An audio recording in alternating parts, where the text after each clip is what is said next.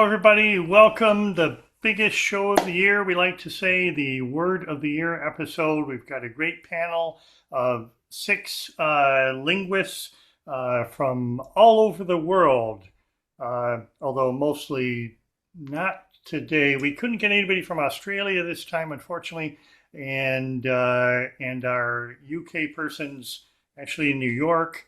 But it's still an international panel because we do have people from around the world, and we're going to be talking about words from around the world.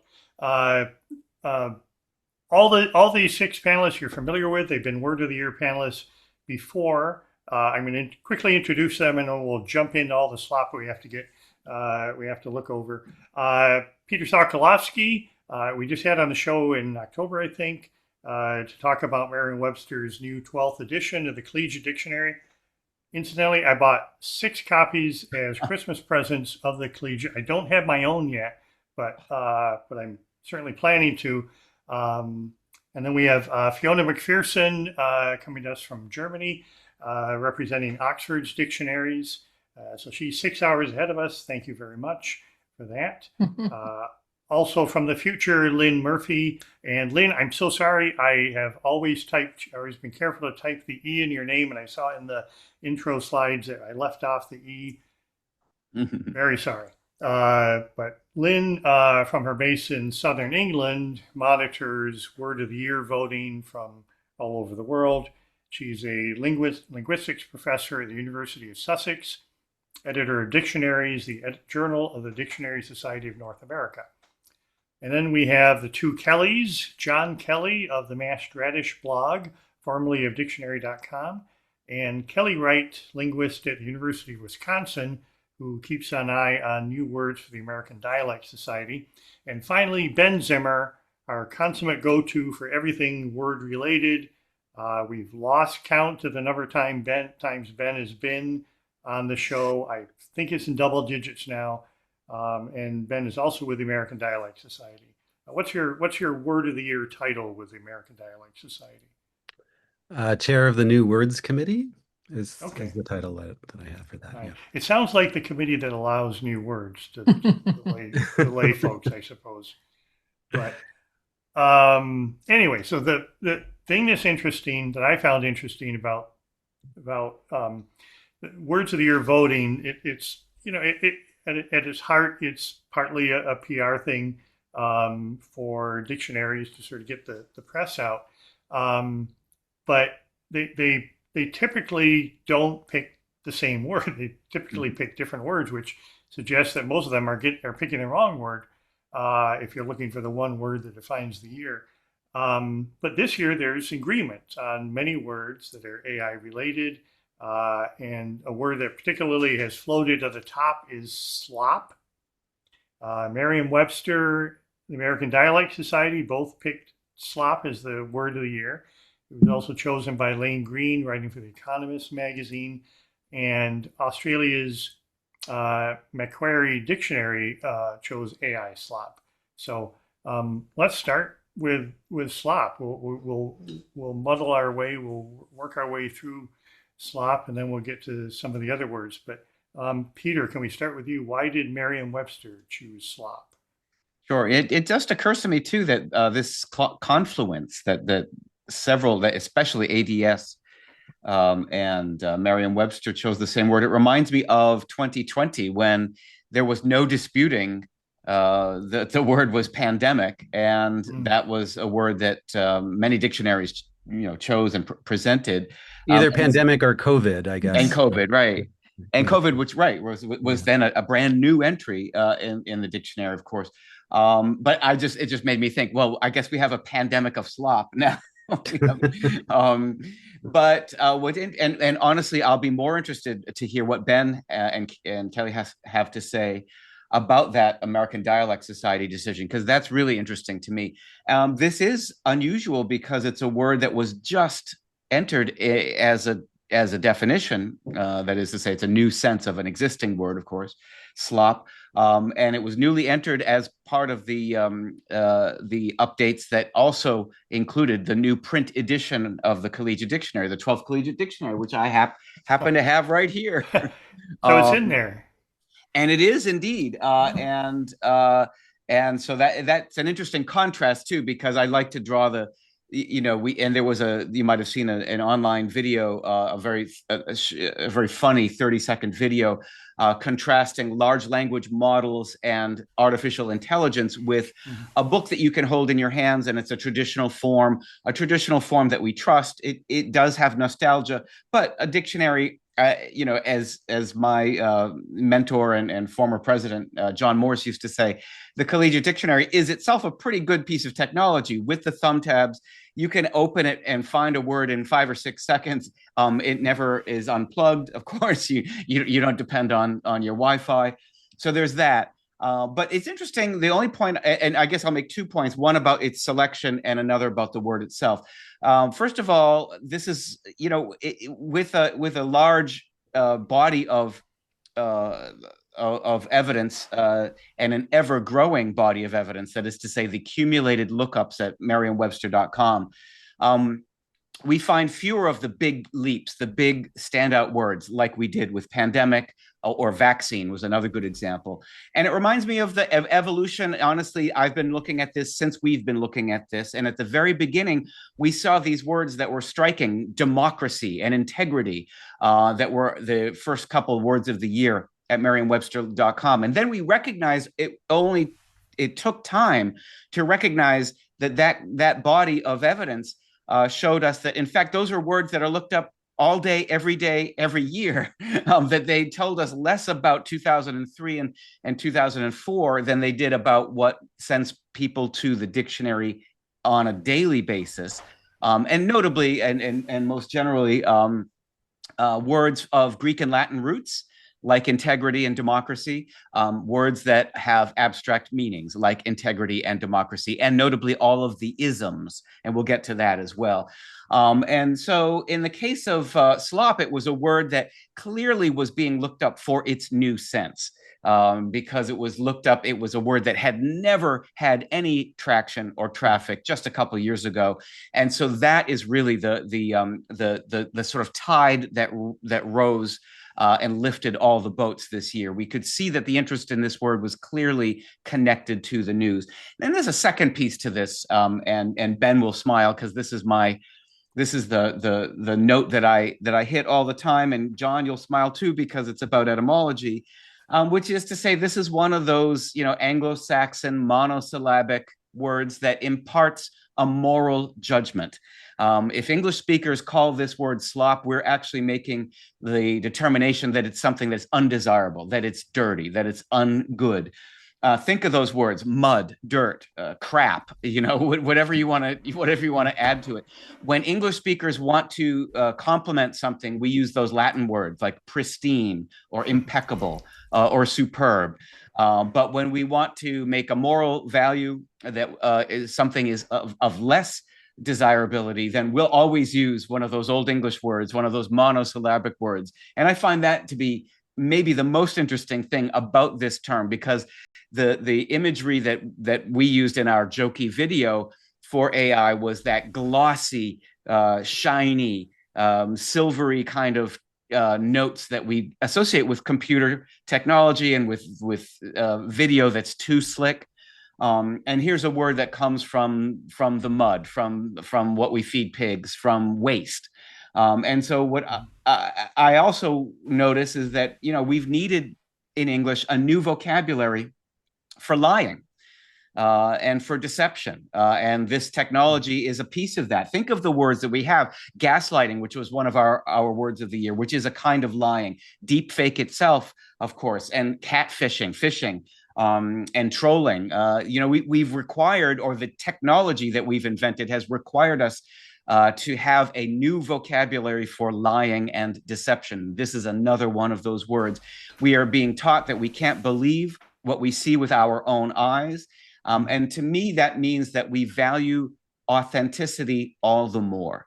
And I hope that that's the lesson that our culture derives from it. But certainly our language seems to be telling that story. So that's all I have to say. Maybe I really want to hear what the others have to say about this word. I think that thank you so much. That was terrific, and it's great the way you tied that back to our to the language of lying, and I think that's probably there was some.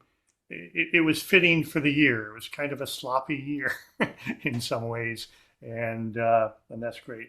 But yeah, you queued up Ben to talk about ADS, American Dialect Society, discussed and voted, and slop oozed its way to the top in that. So Ben, what was the thinking in the room?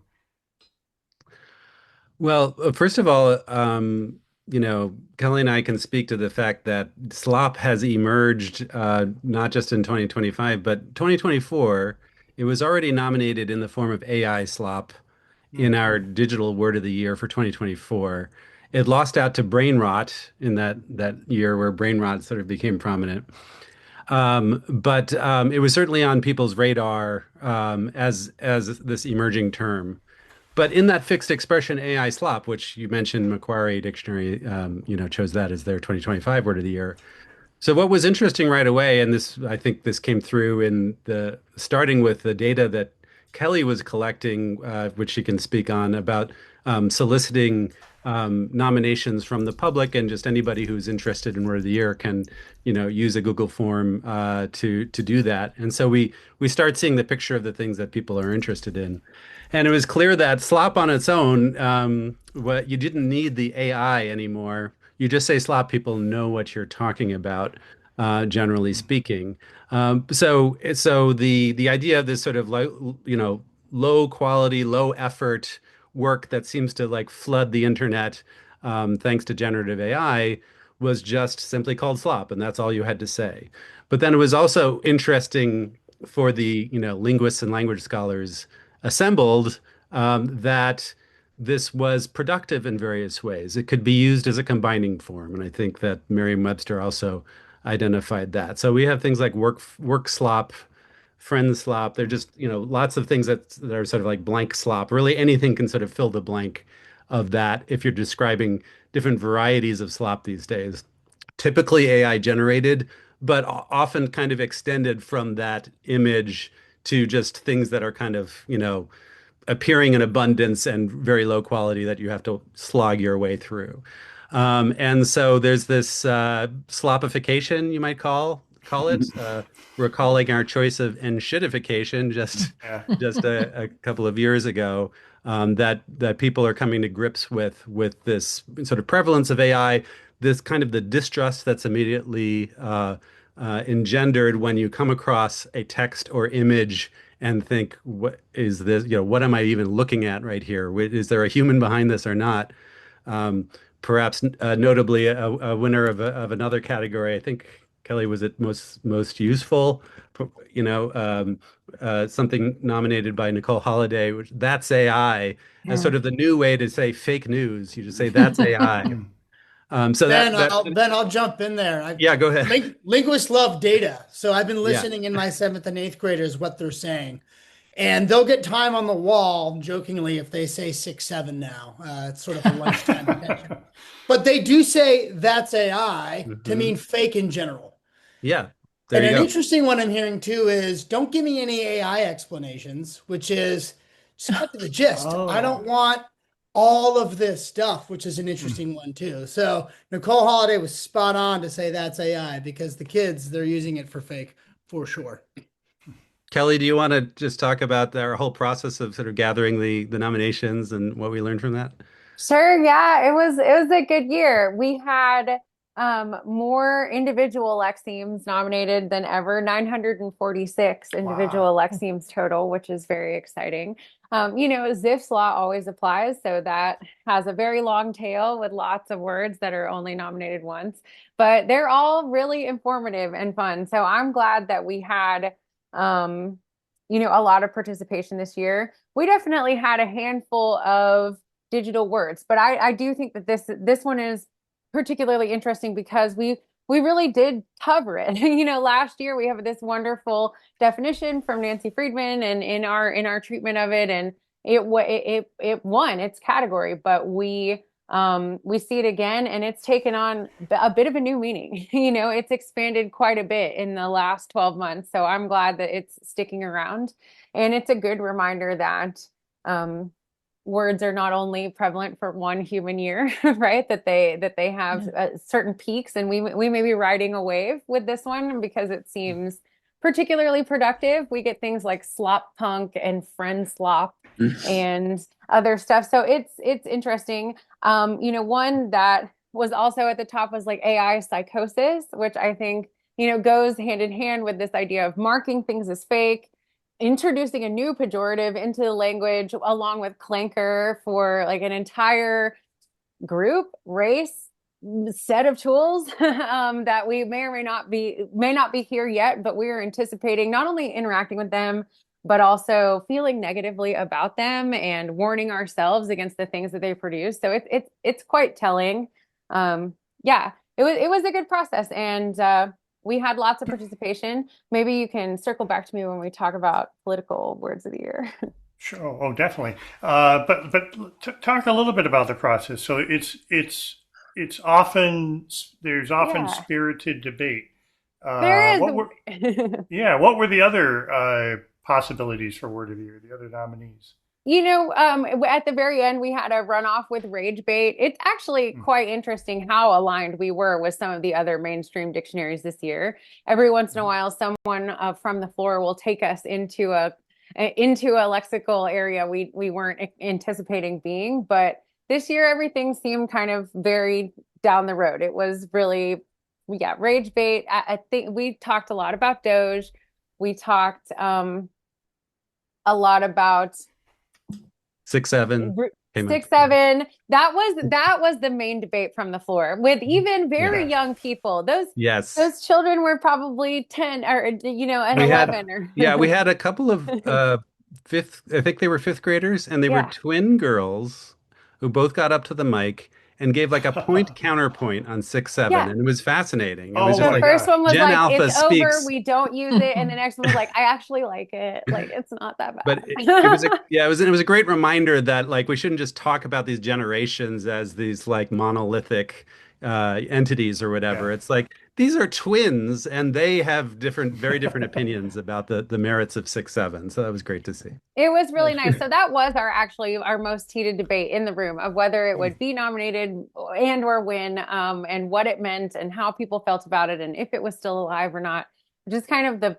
part that I love the most. But Mhm. we had some really good debate. And yeah, the nominations process is really open for the entire year. So we sort of wait. We didn't have like a Luigi this year that was particularly late, but Uh, also lexically productive by the time we voted. But the new nominations form is open. So we are already gathering data for next year, if people want to start keeping you're their lists from day one. you're looking to top 1,000 next year. Oh, yes. And it seems like we Nominations. can. Yeah. Um, okay, where was I going to go next? There was a question from in the room. Sam Corbin uh, asked about where it first emerged for AI, and Kelly answered in the chat, but I don't have time to read it. So when did it first emerge as a term useful for AI? You said you were aware of it in 2024. Of course, it's a great word because it's we know what it means as its basic, pig slop and slopping my drink and that. So it's not a confusing word to apply, but it's this whole new way of applying it that probably is going to last forever. Um, but when did it first get applied to AI? Do we know that? Just to clarify what Kelly helpfully pasted into the chat, Nancy Friedman, who is with us, contributed to an installment of Among the New Words, the feature that Kelly edits and I'm involved in as well, for the journal American Speech. And it's been going on now for what, 80, more than 80 years, 85 years, where we give sort of dictionary treatment to new words and phrases. And we look at the sort of the top nominees for Word of the Year and try to do a more in-depth analysis. We provide a couple of paragraphs of a kind of a discursive treatment of an entry, and then also we give a kind of full OED style background with citations, as well as part of our supplementary material. You can find that online on the American Speech site. And so what Kelly just pasted, Nancy Friedman actually contributed that discursive treatment for our 2024 Word of the Year roundup that we did for American Speech. And That's Nancy could fill Nancy. us in some more. If we could get you to come to the microphone, that would be great. We could put the question to you if you're in a position Hi. to speak on. Hey, Nancy. Hi there.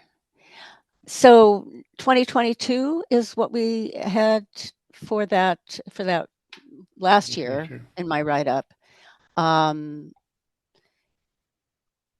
Low grade AI material shortly after the release of AI art generators. So it was at first, Mm.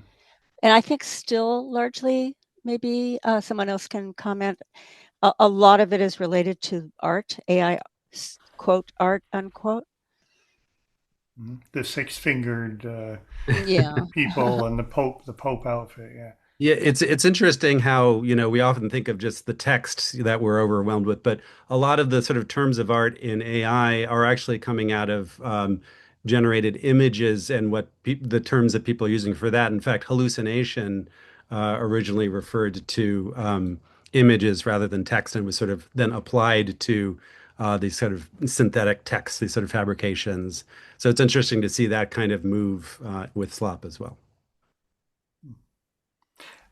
So, Nancy, while we have you, and there's a link in the chat to Nancy's wordworking column. Nancy does a fantastic, probably one of the best roundups of words of the year. Although you did it in, no, that's not true. I say you did it in December, but I think you've done something more recently. But you chose as word of the year chaos. I did. And yeah, and it was very compelling, the argument. So maybe you could you talk a little bit about chaos?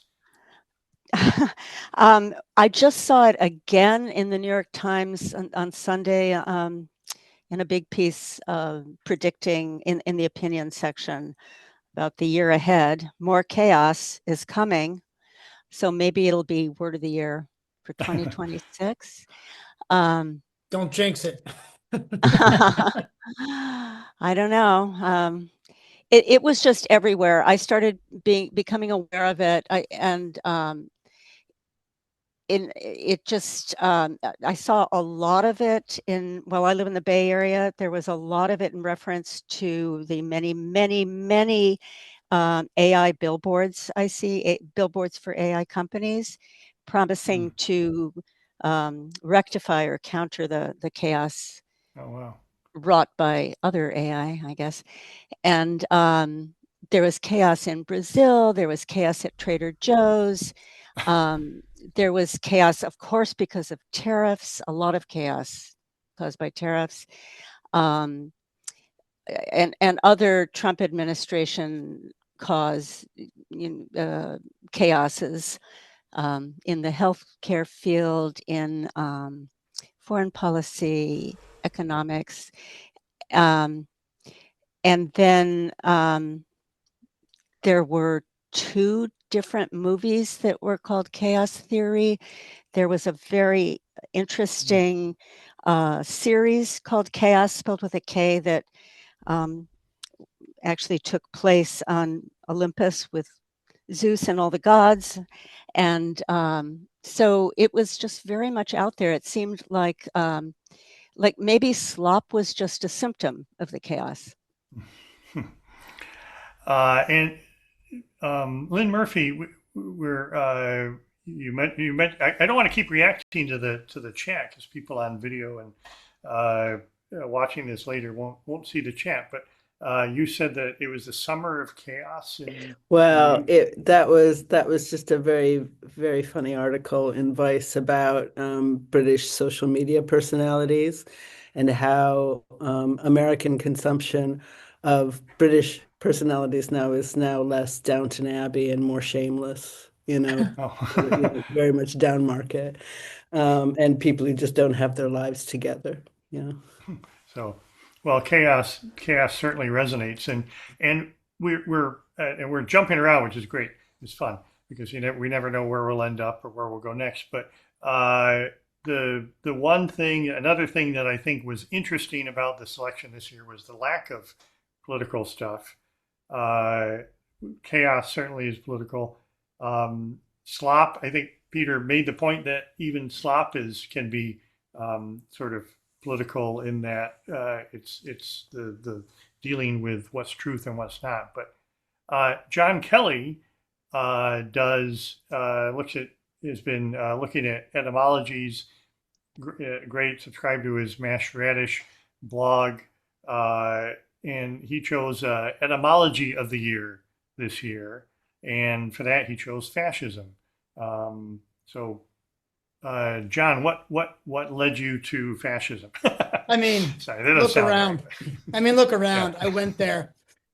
I'm an independent operator, and when you choose a word of the year as a dictionary, you do have particular pressures. And fascism is definitely in the top lookup data. It's been in the top lookup data for probably about 10 years. And we all know who came on the scene in a golden descent 10 years ago.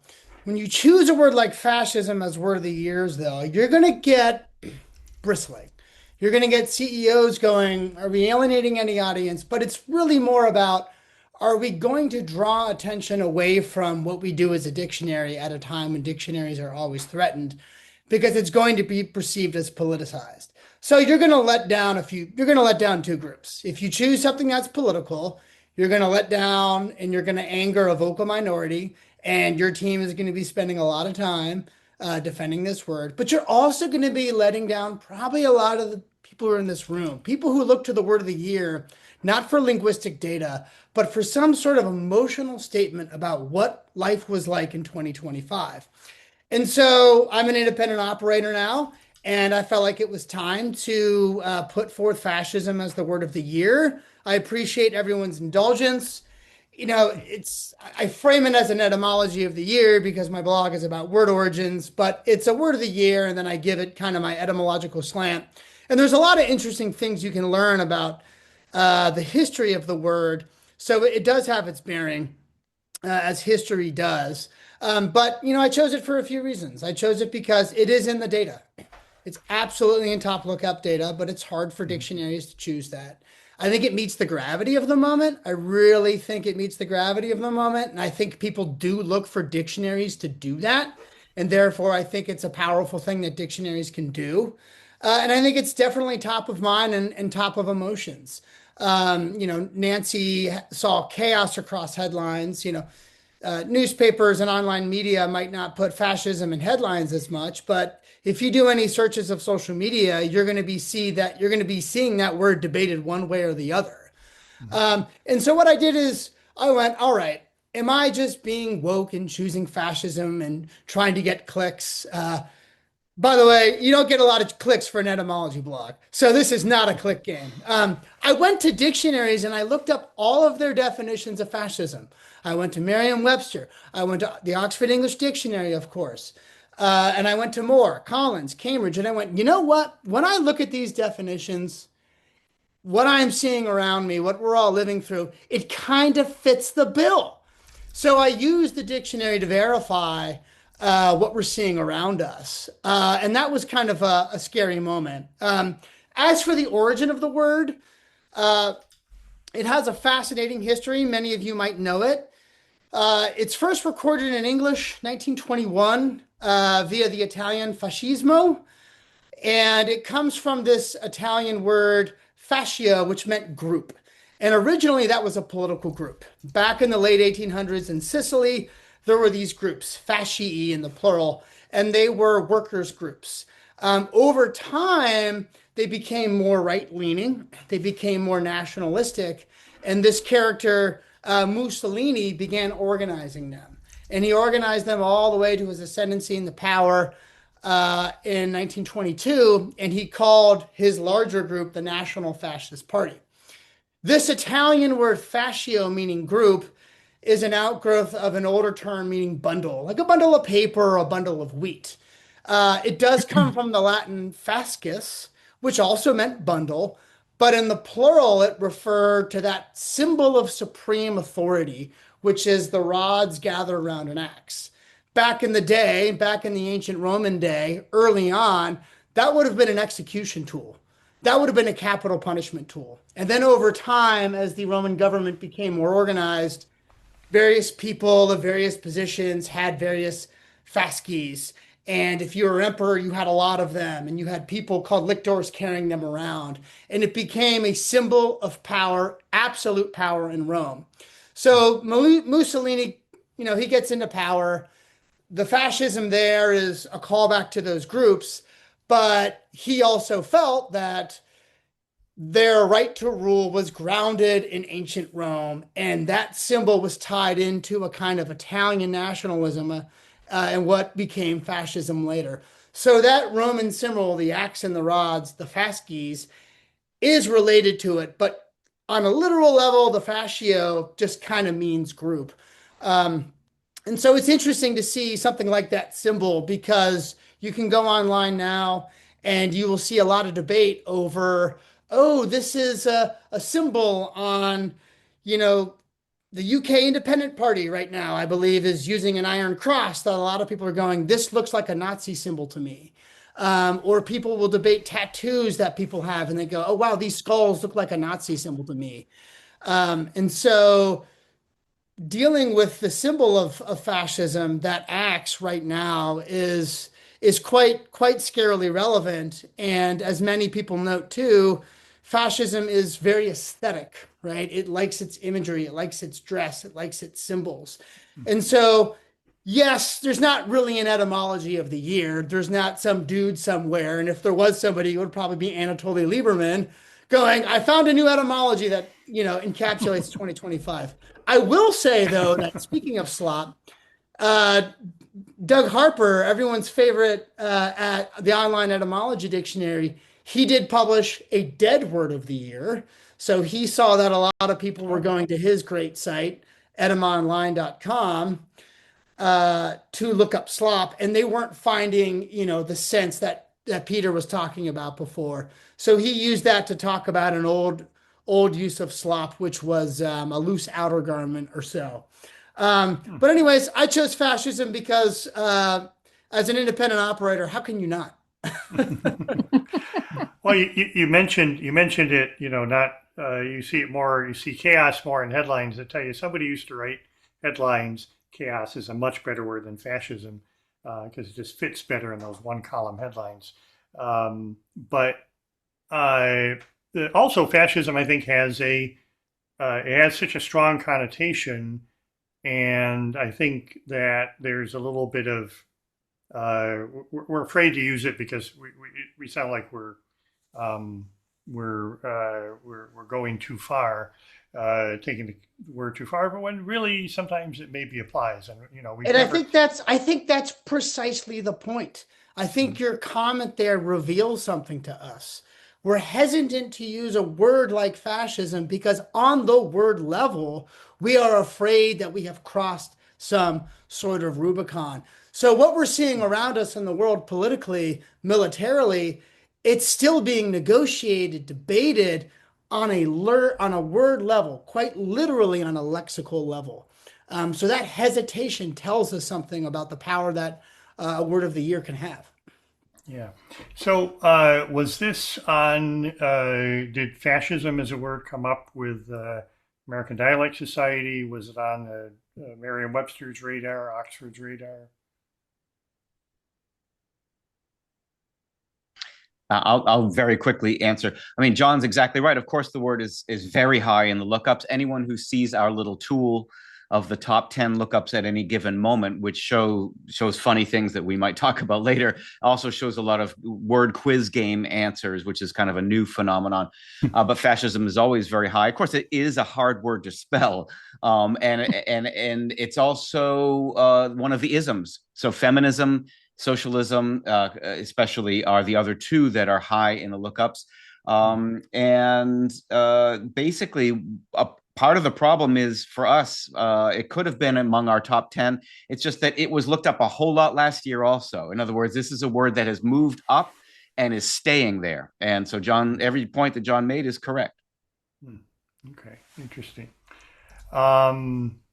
So there were some other political words. Oh, I'm I sorry. like. And I put the advertisement a little, just a clip art, but a 1938 advertisement from the Atlantic magazine for Merriam-Webster dictionaries, and it's a picture of a kind of a Leave It to Beaver couple, and the wife is saying, "Just what does this word fascist mean, Henry?" And the point being, hey, you need a new dictionary because there's new words that are in the news. This is 1938, so this was just a word in the news. It was an abstract idea at that time, and it was so.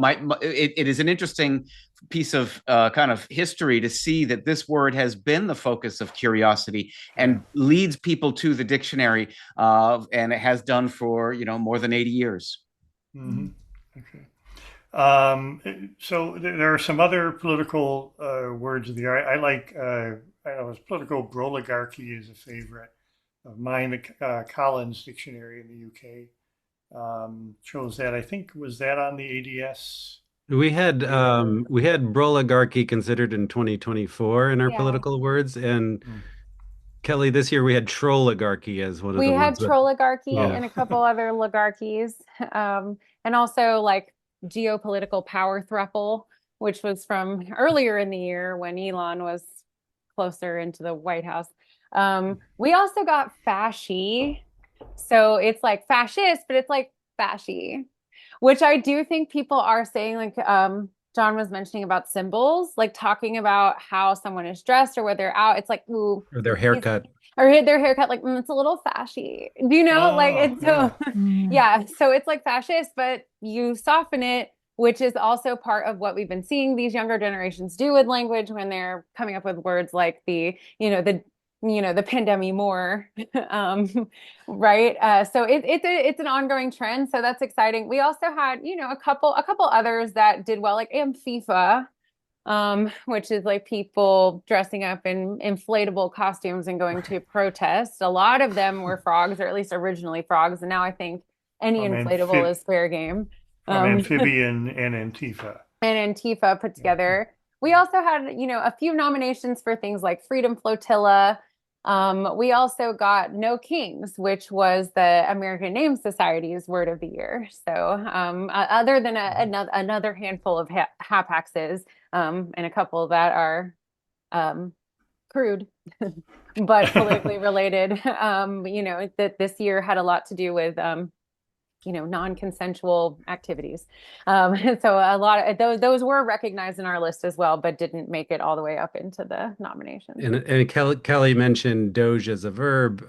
That was, again, prominent when Elon was very much in the news earlier in the year and about getting doged. And then it seemed like the Department of Government Efficiency, Doge itself, got doged at some point.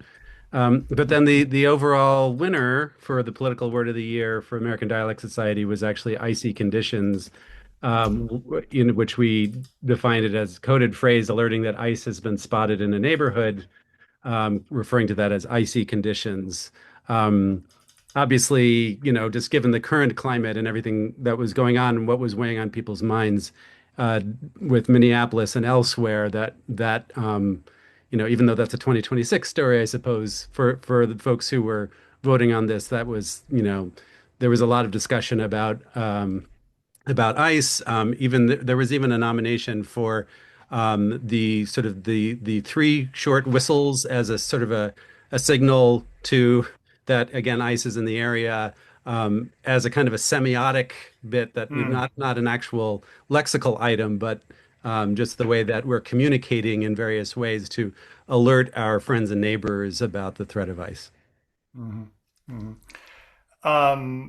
The let's go to let's get off politics a little bit because and let's go to Fiona because we haven't heard from Fiona yet, and that's the main reason. But Oxford chose still an online new technology sort of a influence word, and I think all your words were very much our relationship with the online world.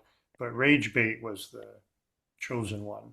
Yeah, rage bait was the winner, which I kind of think is maybe politics adjacent, kind of. I think we'll argue that.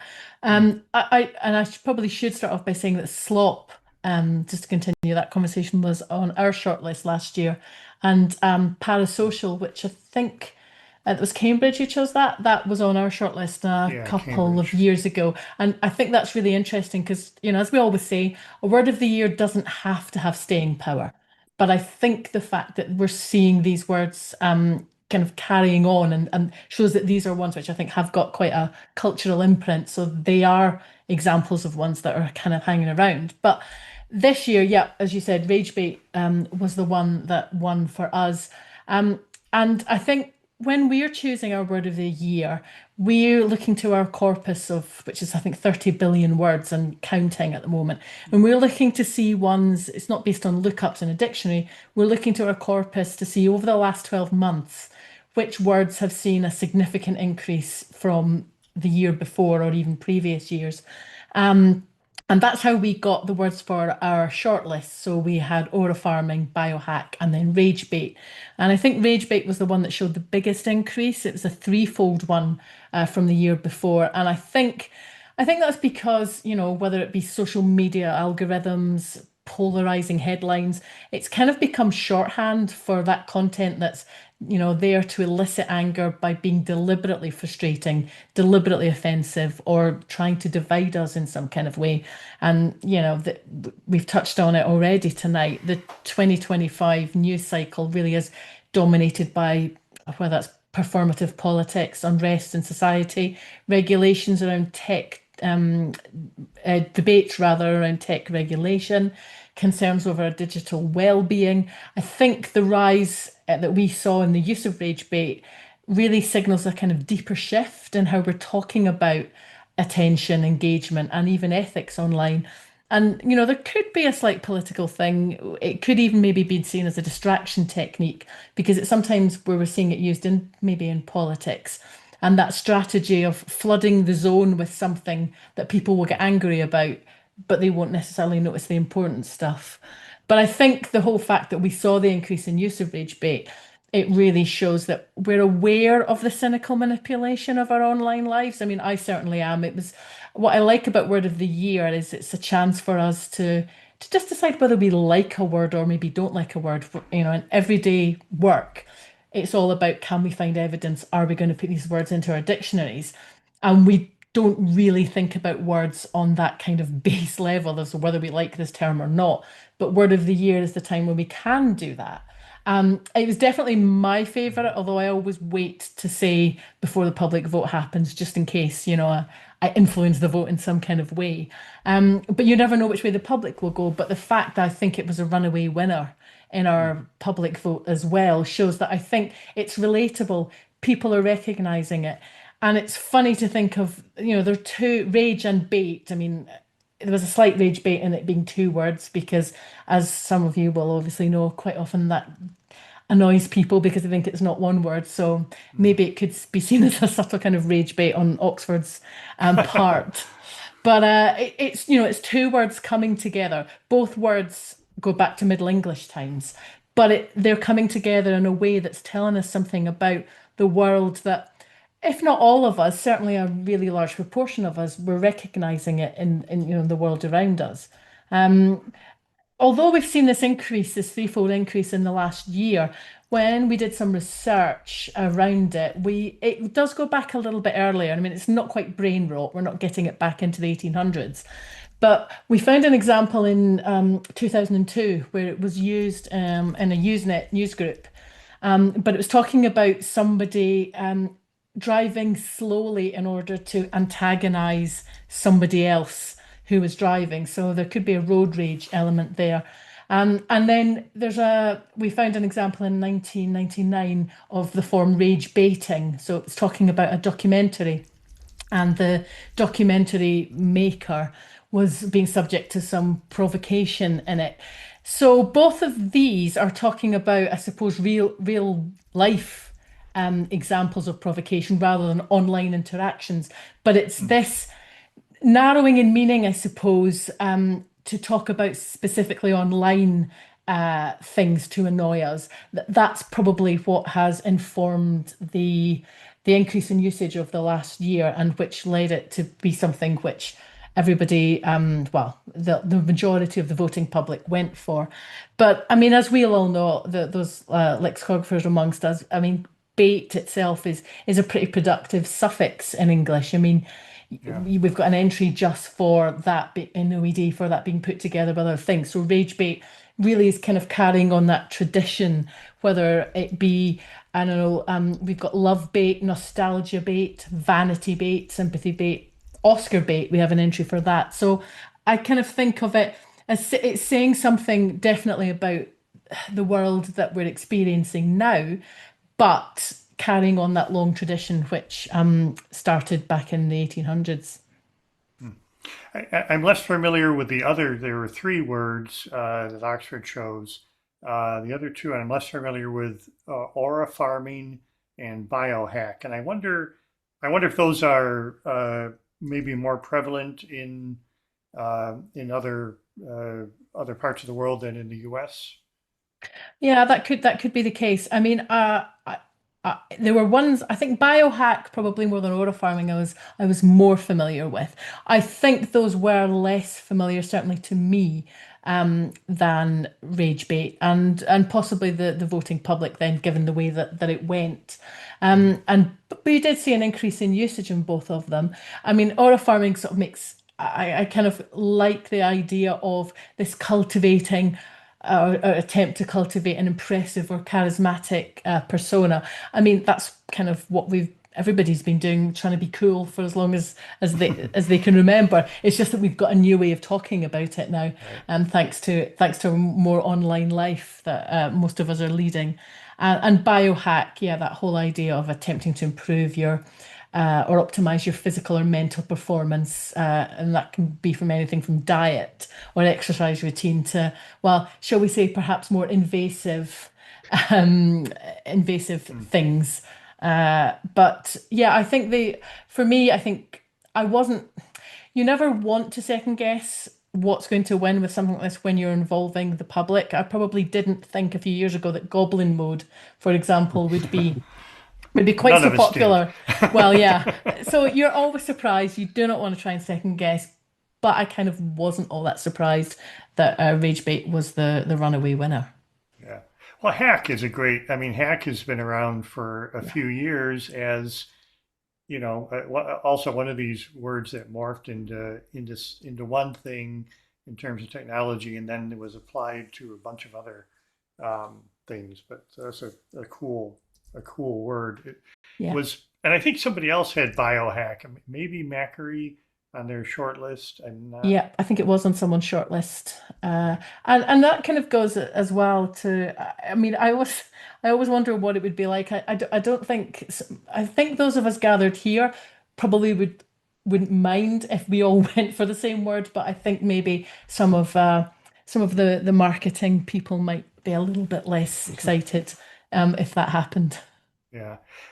So biohack and aura farming.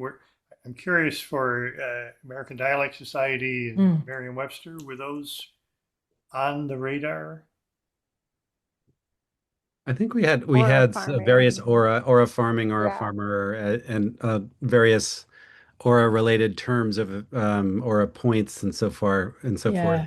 There's We more than one, isn't there, that you could choose? We went for farming, yeah but yeah there were other options available, I think. yeah, and aura itself, I think we may have Mhm. already talked about in 2024, but Yeah, I think it's one so. of these things like slop, which just kind of keeps growing and growing and taking on new combinations with combining forms like that. Yeah.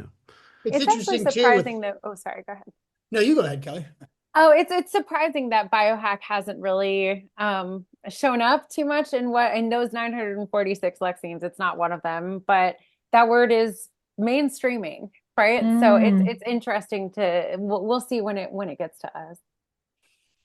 Aura is interesting too as a slang term. If we juxtapose it with 6-7, we certainly see that slang terms, especially in online culture, can really spread like wildfire, and then they're a flash in the pan. Yeah. But For the students I have, sixth, seventh, eighth graders, aura is still around. So that's a slang term that is proving to be very useful. Just like Fiona perfectly said, everyone's been trying to be cool forever. We just have a new way of talking about it online. 6-7 is slang too, but it operates in a different way. So it's interesting to see how they go in those different directions. Yeah, that's interesting about aura for sure. When it was dictionary.com, wasn't it, who came out with 6-7 as their word of the year. And we had visitors, and it was a 7-year-old and an 11-year-old. And immediately they both just went, oh, 6-7. But then they went, oh, no, nobody says that anymore. But then I think someone said earlier, but then proceeded to keep on saying it throughout their whole visit. So, yeah. Well, John said 6th, 7th, 8th graders, and I laughed because he said 6-7. Oh, you know what? None of you did it. I teed it up for you. Yeah. We were too intent on listening to what you were saying, John. No one said no one ever. Really quick, Lynn, let's go back to England. No, Lynn's in upstate New York, but she's based in England. So I've seen that 6-7 has crossed into Europe. I don't know if you've seen that. Yeah, it's around. Yeah, it's but was it? It was chosen I think as 6-7 would have died if Dictionary.com hadn't put it into the spotlight by you think it'd be done by now. It really was a recent thing in general public knowledge when they chose it. So yeah, I think we can blame Dictionary.com for it.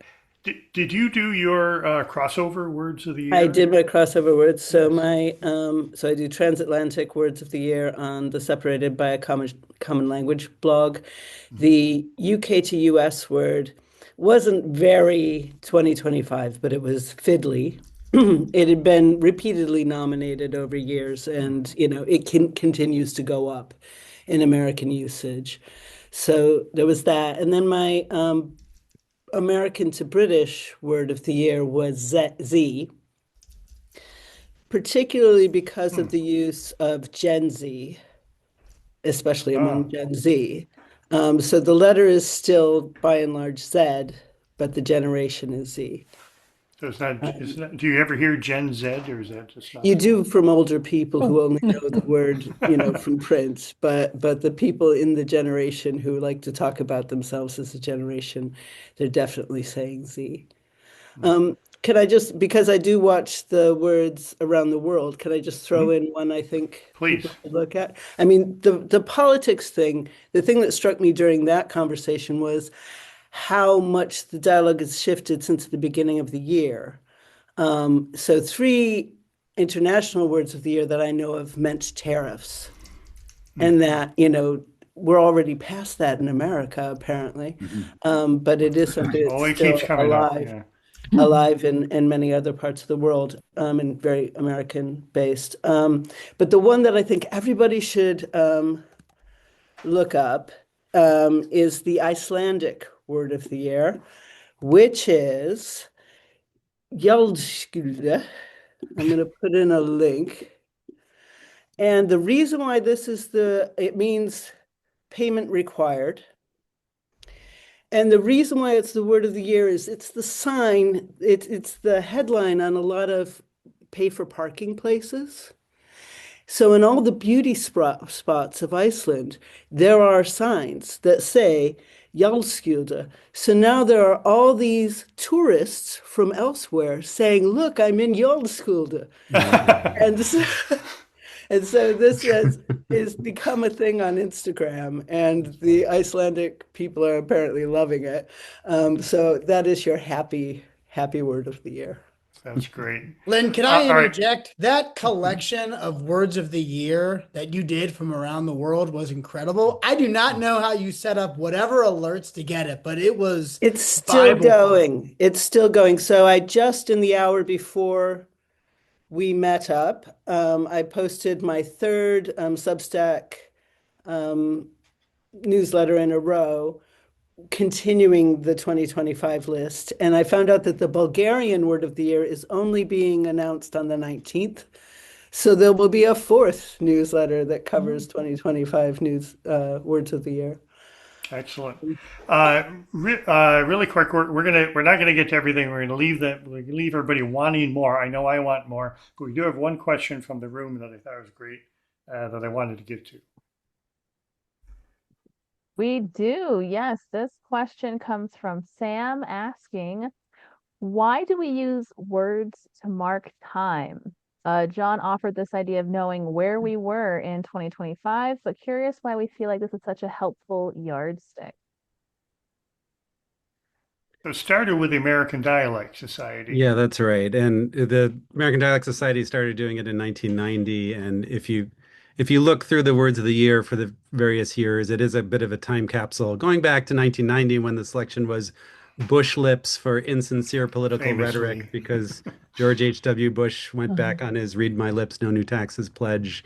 That is certainly a time capsule. I was looking at them because one of the young uh, contributors to the Word of the Year discussion, who is 16 years old, was looking at our choices in the past. It's like, you picked Pluto as a verb? What was going on there? It's like, well, at the time, Pluto is demoted from its planetary status. And so it was kind of a fun thing to talk about demoting someone or something. And yeah, it didn't last, but it still Oh, tells you.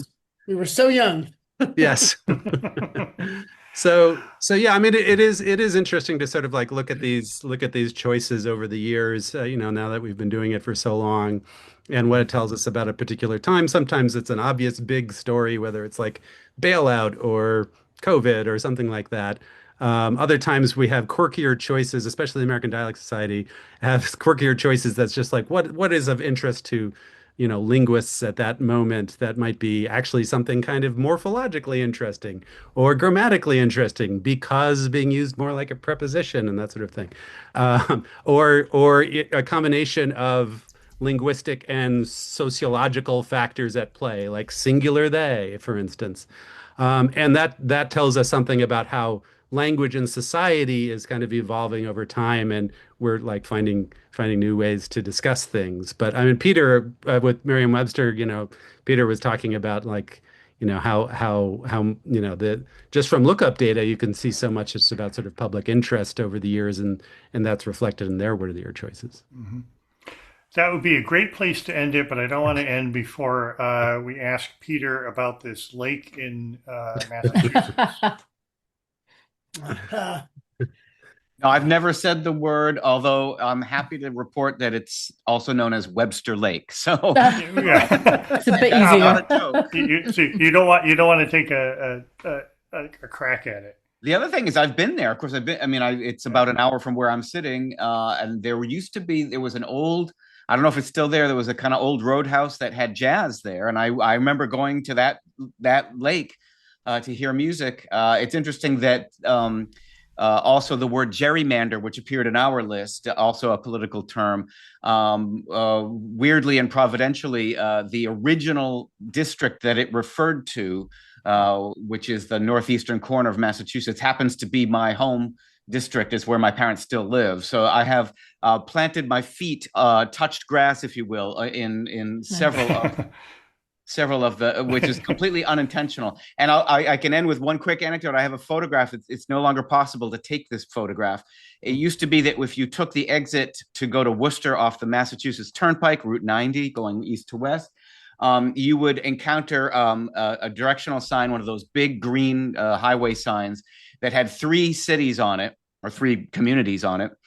And it said Webster to the left, I'm sorry, Webster to the left, Worcester to the right, and Oxford to the left. And because there is a tiny village called Oxford outside of Worcester, Massachusetts.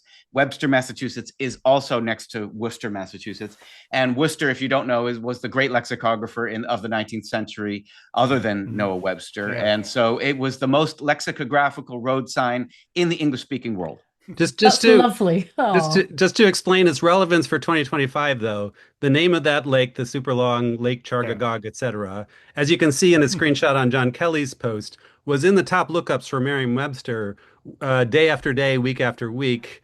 And I was being asked about it, just like, why are people looking this up? The best I could determine was that it was the video game Roblox has a spelling bee as like like an in-game experience that if you spell words correctly, you kind of level up in the game. And they threw that in to the Roblox spelling bee. And so that generated a wave of lookups on Merriam-Webster. And then people just started talking about it on TikTok and elsewhere about how it was one of the top lookups, and it became this kind of like endless cycle where it just kept showing up there. So that's another thing that happened in 2025. If you in the go world there of now, it's number 7. And number 1 looks like there's a new Roblox long word from a Hawaiian Oh, word no. for fish. I But think Ben Oh, Zimmer, humu, humu, nuku, as nuku, aku, ah, Mark ah. Allen's guest preeminent, you have to take us out on an attempted pronunciation Yes. of this Agreed. word. Oh no. Come on, I was Ben, you hoping can Peter do would it. do that. He's the Webster guy. Oh, I haven't Like practiced. chargagagagman chagagaga chabua sorry, chabunagagumag. There are various. A Yeah, valiant that was effort, a I very think. poor pronunciation, but That was actually, it was an excellent attempt. We'll have you back. All right.